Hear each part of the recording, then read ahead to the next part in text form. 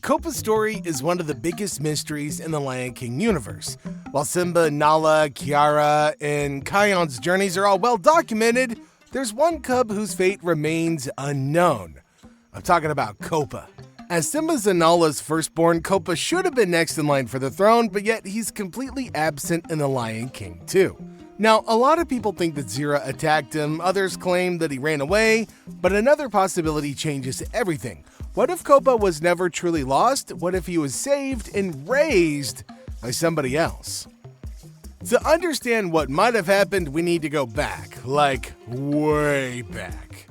So, after Simba became king, peace slowly returned to the Pride Lands. The circle of life was restored, but that didn't mean the danger was gone. Zira, Scar's most loyal follower, was still out there, and she was kind of mean and angry. See, she thought that Simba stole Scar's throne. She believed her cub Kovu was the rightful heir, and that belief turned into hatred. And we all know where hatred leads. So, in The Lion King 2, we meet Kovu, Vitani, and Nuka, Zira's kids. But we don't mean Kopa at all. Now in the books, Kopa is Simba and Nala's first cub, so why isn't he in the movie? One theory says that Zira attacked Kopa when he was just a little cub, that she saw him as a threat and wanted revenge. And maybe she tried to kill him, maybe she thought she did, but Kopa didn't die that day. What Zira didn't know was that somebody was watching. A lioness named Shabaha, to be exact, one of Zira's closest allies, had been with her from the Scar days. She trained with her, hunted with her, and followed her orders. But Shabaha was different. She didn't share the same level of hatred. She had doubts. She stayed quiet, though, because she feared what would happen if she spoke up. Now that day, when Zira lured Kopa deep into the Outlands and attacked him, Shabaha followed him. She saw everything. She saw Zira hurt the little cub and leave him to die. And when Zira walked away, Shabaha made a choice. She ran to the injured cub, picked him up, and disappeared. Now, Shabaha knew she couldn't go back. Zira would never forgive her. So she carried Kopa far from the Outlands. They traveled through grasslands, rivers, and hills, and days passed. But finally, they reached the jungle. It was quiet, full of shade and thick trees, nothing like the dry Outlands, and it was here that Shabaha decided to stay. She found a cave near a waterfall. She treated Kopa's wounds with soft leaves and fresh water. It wasn't easy, he was hurt pretty bad. But Kopa was strong, and he survived. As the days turned into weeks, Shabaha became like a mother to him. She hunted for him, told him stories, and taught him to survive. And Kopa, he slowly forgot the pain. He stopped asking about the Pride Lands. He started calling Shabaha Mom. Kopa grew fast. He wasn't just healing, he was thriving. Shabaha taught him everything she knew, how to stalk quietly through the grass, how to smell danger before it came, how to fight not for power, but for protection. Kopa was smart and curious. He asked questions about the stars, about other animals, and about why he didn't look like his mom. Shabaha told him that not all families look the same, that love isn't always about blood. Now, deep down, Kopa felt it too. He didn't know who he truly was, but he knew that he was safe. And for now, that was enough. Meanwhile, back in the Pride Lands, Simba believed his son was gone. The loss broke him. Nala cried every night, but they had to stay strong for Kiara, who was born soon after, and for their kingdom. Simba never told anybody what happened to Kopa. He feared the truth would bring more pain, so they raised Kiara as the future queen and focused on rebuilding. But Zira wasn't done. She trained Kovu to take revenge. She waited for the perfect moment, and she still believed that her actions had removed the biggest threat, Kopa. She had no idea that he was still alive. Now one night, Shabaha noticed something strange, a familiar scent on the wind. Hyenas. Zira's pack was scouting the nearby jungle. She and Kopa had stayed hidden for years, but it wasn't safe anymore, so Shabaha told Kopa the truth. She explained where he came from. She told him about Simba and Nala, about Scar and the Pride Lands, about Zira's attack. Kopa was stunned, and he decided to go back. So Kopa and Shabaha began their long journey back. It wasn't easy. They had to travel through tough terrain, avoid dangerous animals, and stay hidden from Zira's spies.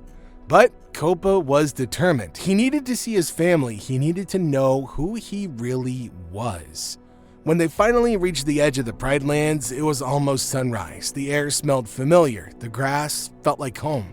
Kopa looked across the valley, In the distance, Pride Rock stood tall and strong, and he could barely believe it. "I remember this place," he whispered. Shabaha stood beside him, quiet but proud. "Go," she said. "I'll be right behind you." As Kopa approached Pride Rock, 2 lionesses spotted him. They growled at first, ready to protect the kingdom, but then Nala appeared. She froze. Her eyes widened, her breath caught in her throat. "Simba!" she cried. "It's him." Simba rushed out. His mane was thicker now and his eyes had aged, but he knew that face. He knew that walk. "Kopa?" he asked, barely believing it. Kopa nodded slowly. "Dad?" Nala ran to him first, nuzzling him, tears streaming down her face. Simba followed, pulling him into a tight embrace. The entire pride watched in shock. Their lost prince had returned. Later that day, Kiara and Kion came back from patrol. They were both surprised to see the pride gathered at Pride Rock. Then they saw him. "Who's that?" Kion asked. Before anybody could speak, Kopa stepped forward.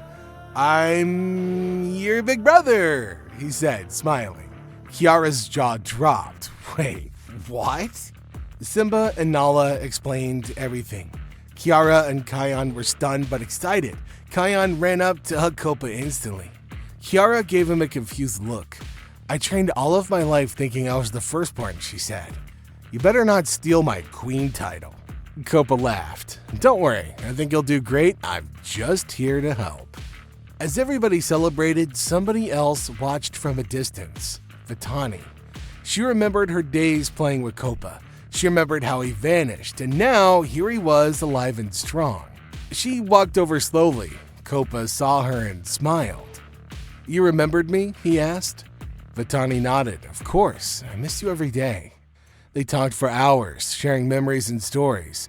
And as the sun set, Vitani realized something she never dared to say out loud.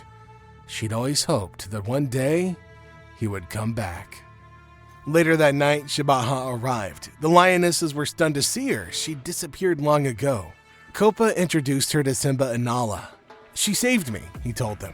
"She raised me when I had no one. She's the reason I'm alive." Simba walked up to Shabaha and bowed his head. "Thank you," he said. "You did what I couldn't." Nala nuzzled her gently. "You'll always have a place here."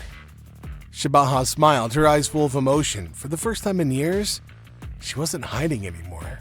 One evening, Kopa and Simba sat together watching the stars.